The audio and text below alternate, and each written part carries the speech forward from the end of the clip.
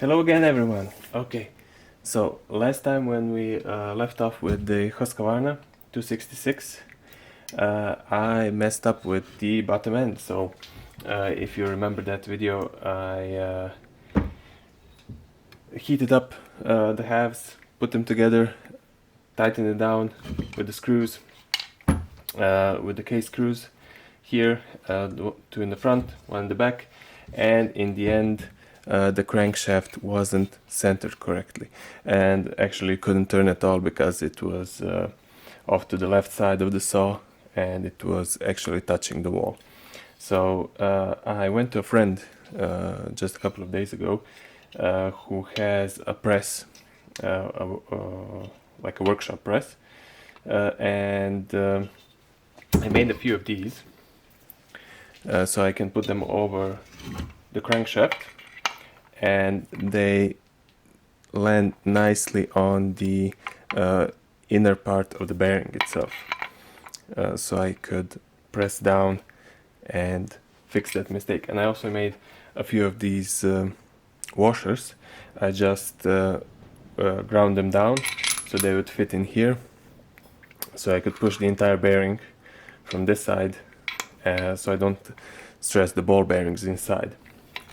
And on the other side I also put another piece of tube, steel tube, 1/2 inch, so nothing really special, to hold it in place, because this bearing was almost in the correct position, so I didn't want to move that one. And with a bit of fiddling front and back, and after whacking the end of the crankshaft a bit with a hammer and a piece of aluminum in between, so I don't mushroom out the threads here or crack something, we have a crankshaft that turns nicely. So we are finally good with this part. Yeah, feels really good with the new bearings inside. Okay, so now that we have that out of the way, we can start reassembling the rest of the saw. I have a bunch of parts around, all of which we're taking off. I need to assemble the oil pump. We need to put in a new crank seal because we messed this one up and because it wasn't good in the first place, so nothing special there.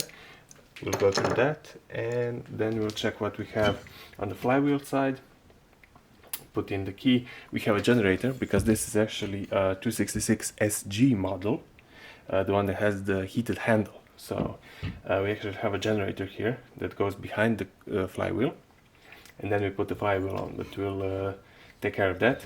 The first thing we're gonna do next will be the crank seals, and those can be a bit tricky, especially on this side, so on the side where the bar is and the chain and the sprocket, of course, because there's a lip.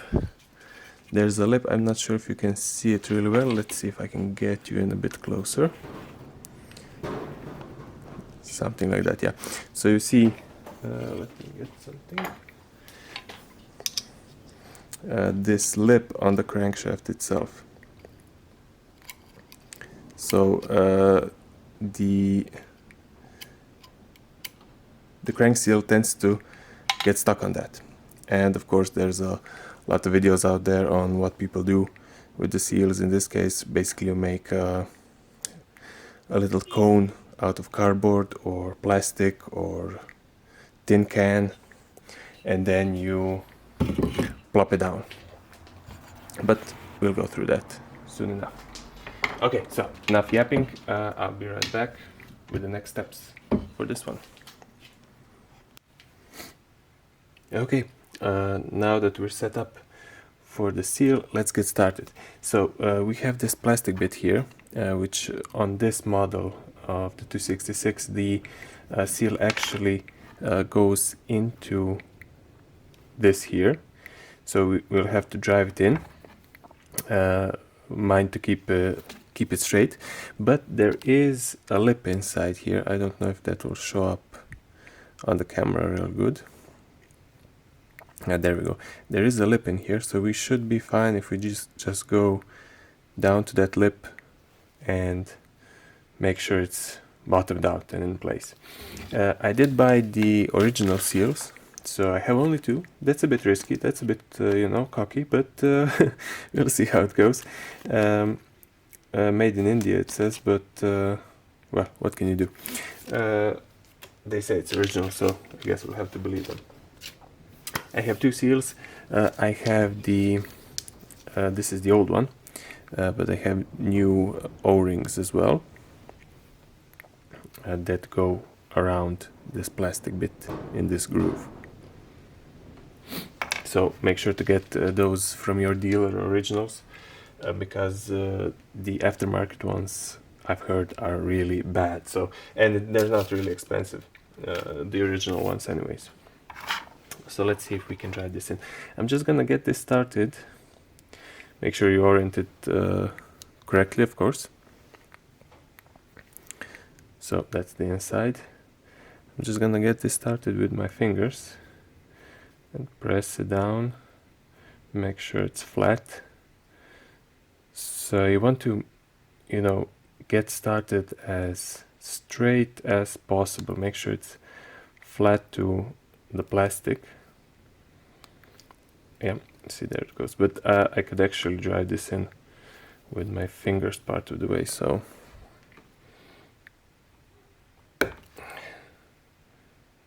yeah, it's going in just using my fingers basically.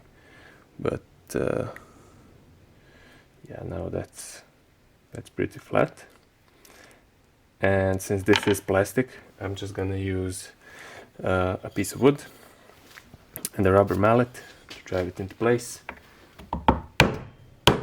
You don't really want to hurt anything. This is a gentle tap, and it's in almost all the way. Yep, need a bit more.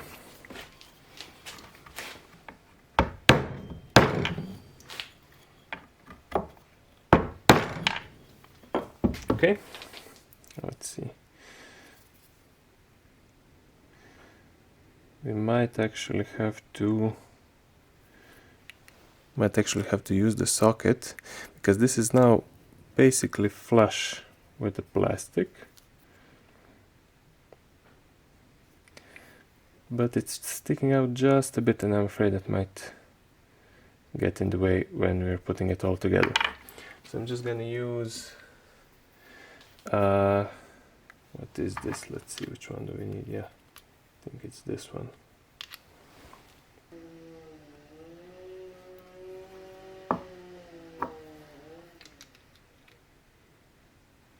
So I'm just going to use a 19mm socket, but that's not really important. You just have to find something that will fit nicely over it, and then give it another tap.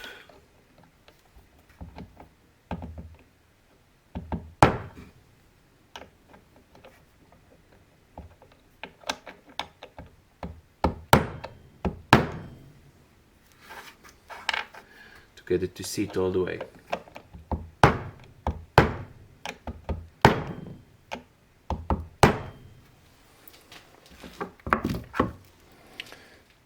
Again, try to make sure it's flat as possible, straight as possible. I still need still a bit off with this one.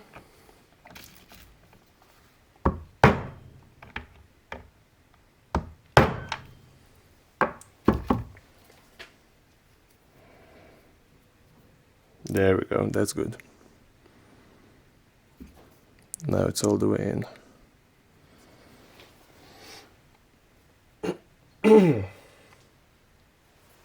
Okay, now that we've done that, we need to get the chainsaw in. Bring that bottom end. Now let's see if I can just adjust the camera a bit. Yeah, there we go. Okay, so this one's really simple. So I just use a bit of 2-stroke oil on my finger. Just oil up that lip on the seal.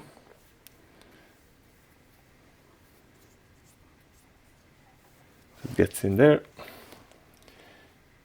Then, if you're OCD, you can spin this around so you can see the made in Sweden nicely. It's not upside down. And then you just gently, oh yeah, okay, caught that in time. So we forgot to put the O-ring in. We do not want to forget the O-ring. That would not be good. Okay, so done a bit with this one. You know, I'm no expert. I'm just doing this for fun, basically. Like to fix stuff. Got this chainsaw for nothing, basically, so spend a lot of time. Try to keep everything as clean as possible. I seem to have sawdust all over the place, so you know, it's not all that clean, but hopefully you have a cleaner environment than me. Okay, so now we're gonna get that O-ring in place.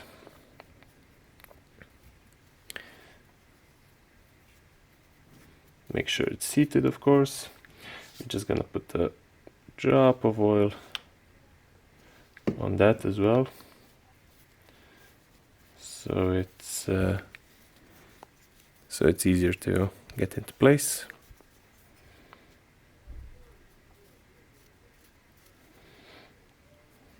Okay, there we go. Now we should be good. Let's try it one more time.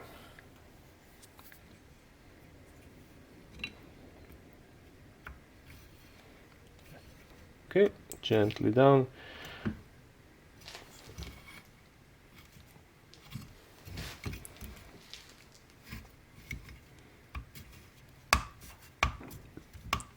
And push it into place. So hopefully now the seal is good. You can try to spin the crank a bit. A bit, yeah, not a beat. And now there's some resistance when you spin, so it's not spinning so freely as without the seal, with only the bearings inside. And that's normal, that's to be expected, because the seal hugs that shaft and it makes a bit of resistance there. And my voice is kind of breaking, so you know, that's always fun. Okay, so now we need the screws and we need the tools. I forgot to take my Allen wrenches. Be right back. Okay, and we're back. So 3mm Allen wrench. I use these normal ones. I don't have any T-handles. That would be nice, but you know, someday. And I like to put on some red Loctite or blue Loctite. This is the medium strength one, on the threads to lock them in place. Just a bit is enough, you know. Don't have to go crazy with that.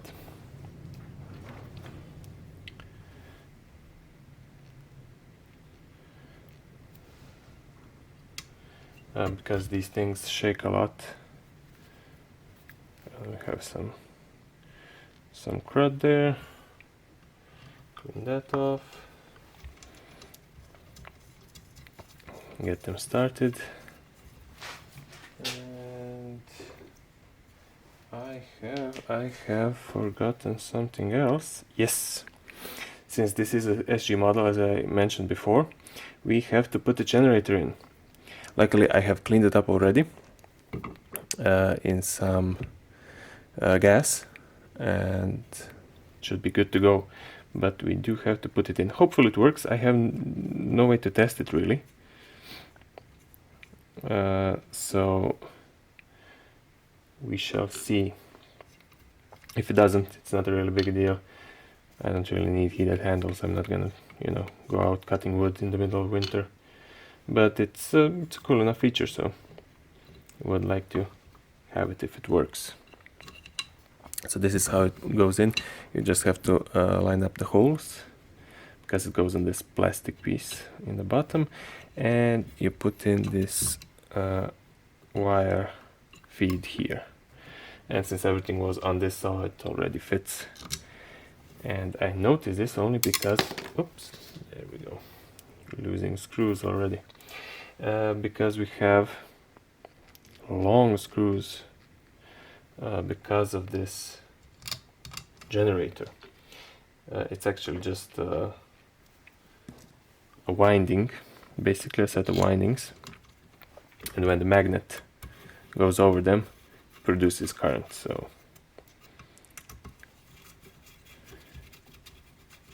fairly simple idea, and the flywheel does two jobs in this case.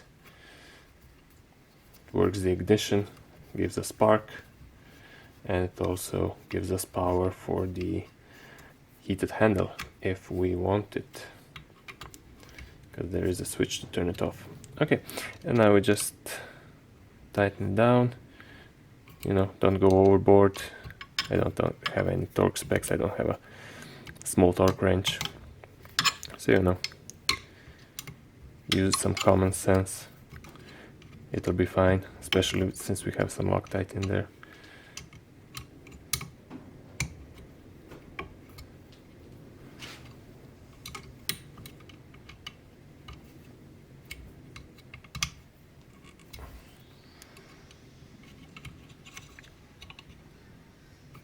Okay,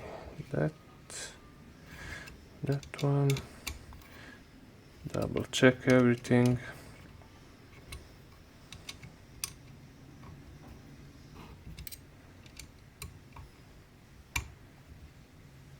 Okay, that side should be good. So next thing that will go on here is the flywheel. Just have to check if I've forgotten anything else here, and then you can put the starter and the ignition coil in here. But I think we're gonna put in the other seal first. I just have to do one more thing before we put in the oil pump on this side. I have to put in the hose or the pickup for the oil tank, for the bar oil, and I have to put some Loctite on these screws, because when I cinched it down, when we were putting together the bottom end, I didn't put in any Loctite. I was just getting everything matched up, set up. So now I need a bigger, I think this is 4 mil. Yep, okay, there we go, 4 mil Allen, and I'm just gonna undo one of these at a time.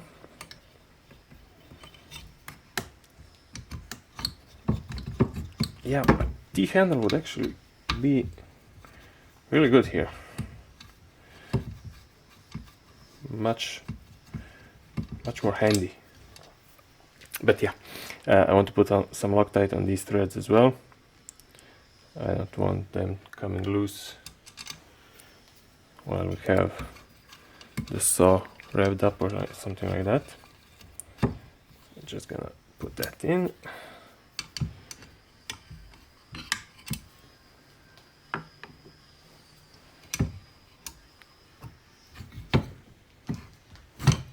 Okay. Let's just crack those. To undo a lot of this stuff, you can use an impact, of course, if you have one, an impact driver. That's a really cool tool. I do have one, but I don't have any hex bits actually. So you would need some longer hex bits for this, because usually the short ones don't really get into these narrow spots.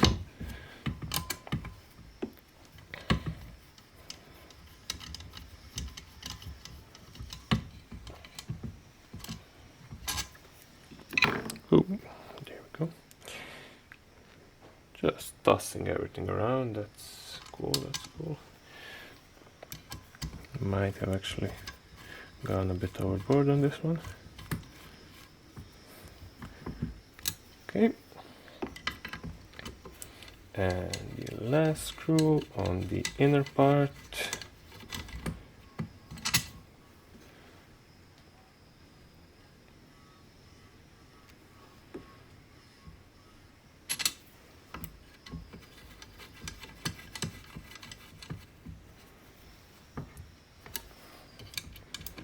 Okay, now we can cinch them back down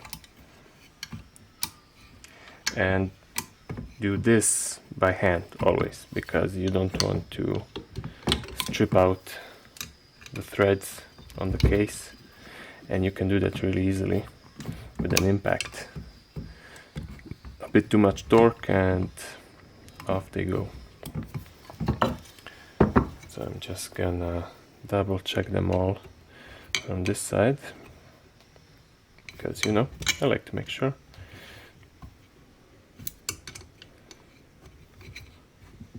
It's not rocket science, you don't have to get this exactly right, but fairly tight, fairly tight. Okay, we have one more screw in the end here. We're gonna do that one, because that one could definitely fall out due to vibrations, and you're never gonna find that again.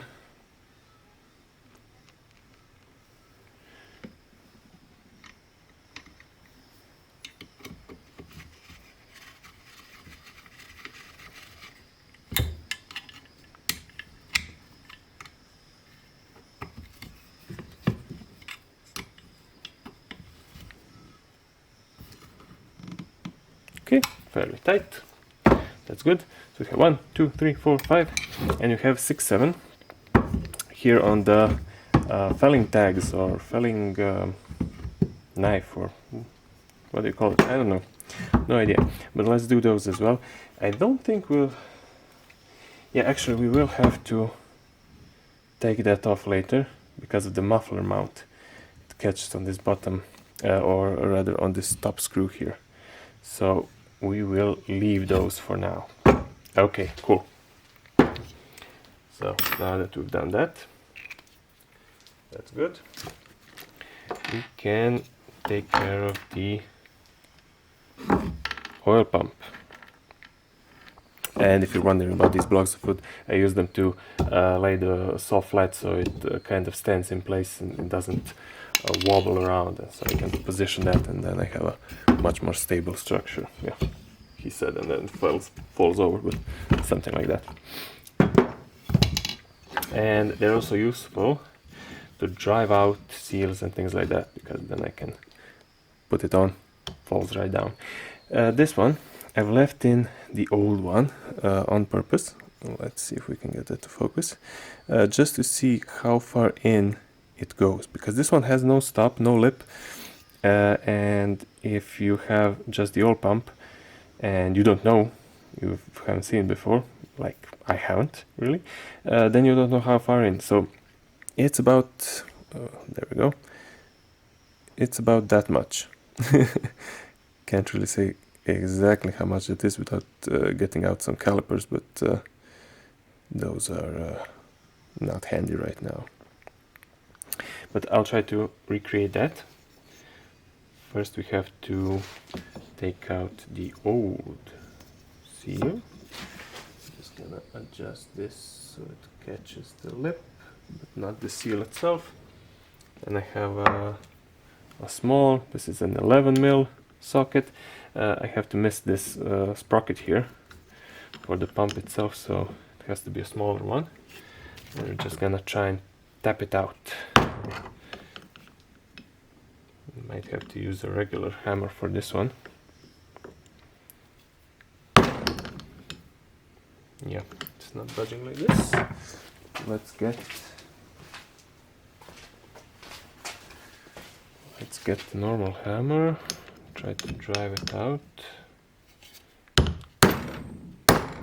There we go. Okay. You could also heat this up, I guess. This seems to be all metal. We've taken off the seal that goes here. But I actually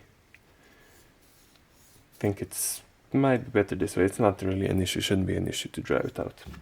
You know, again, it's not rocket science. If you mess something up, you can buy a new part, or a new part and try again, basically. And you know, it's not really like you're gonna hurt this part, maybe the seal. Okay, so we got the new one, goes in here.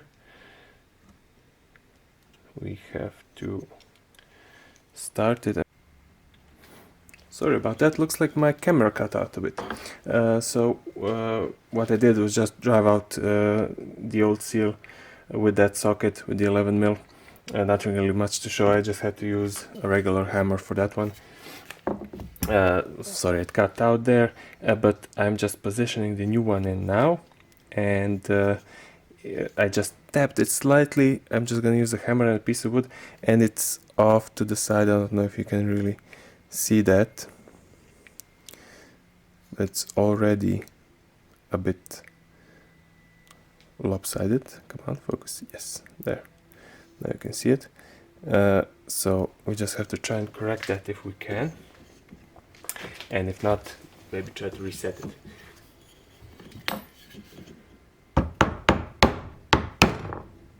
There we go.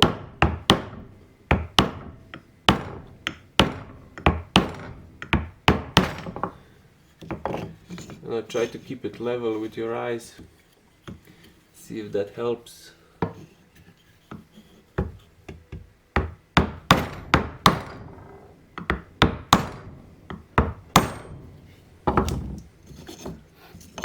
Needs a bit of encouragement to go in.